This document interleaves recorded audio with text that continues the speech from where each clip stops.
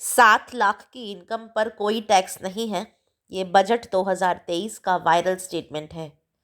अगर 7 लाख की इनकम पर कोई टैक्स नहीं है तो फिर 3 से 6 लाख पर 5% टैक्स और 6 से 9 लाख पर 10% टैक्स के क्या मायने हैं। जितना ये स्टेटमेंट वायरल है उतना इसे लेकर कन्फ्यूजन भी है। दरअसल ये स्टेटमेंट पूरी तरह से सही नहीं है। हाँ, अगर आपकी इनकम सिर्फ 7 लाख रुपए तक है तो आपको ज़ीरो टैक्स पे करना है। चलिए अब इसे एक प्रैक्टिकल एग्जाम्पल से समझते हैं। मान लीजिए आपकी इनकम 7,100,000 है, यानी 7 लाख से ज़्यादा। तो आपको कितना टैक्स पे करना होगा?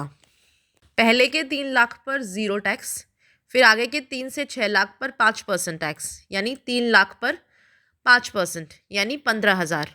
फिर आगे के 3 लाख यानी 6 लाख से 9 लाख पर 10% टैक्स। हमारे केस में 7,100,000 माइनस 6 लाख यानी 1,100,000 पर 10% टैक्स यानी 10,010।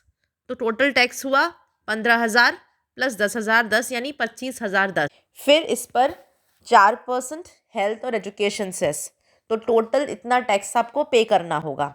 अब 7 लाख की इनकम पर ज़ीरो टैक्स कैसे हुआ? अब ये देखते हैं।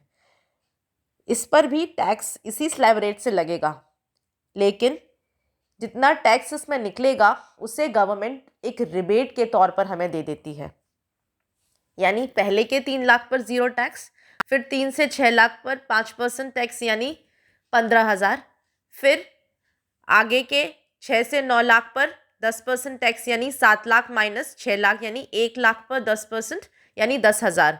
टोटल टैक्स हुआ 15,000 प्लस 10,000 यानी 25,000।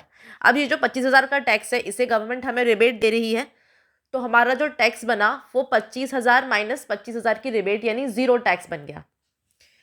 ये रिबेट गवर्नमेंट तभी देती है तब आपकी इनकम सिर्फ 7 लाख रुपए तक है। अगर ये 7 लाख से ऊपर होती है तो ये रिबेट नहीं मिलती, और ये रिबेट आपको न्यू रिजीम में मिलती है। और जब आप न्यू रिजीम फॉलो करेंगे तो आपको 80C, 80D, 80TTA इस तरह की और रिडक्शंस नहीं मिलेंगी।